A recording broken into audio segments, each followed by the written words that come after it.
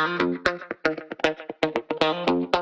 display the news from Yahoo, go to the Apps tab and add Yahoo. Give the app a name and a description if needed. Then select the type of news stories you want to display. Set the refresh rate, which is how often the news app will refresh and update. Under Post Settings, set the number of stories you want to be displayed here. Then set the orientation based on how you set up your screen. If you toggle off Display Post Image, only the text of the RSS feed will be displayed. If it's toggled off, you can toggle on Show News Logo instead. If you want to show progress tiles, toggle this on here.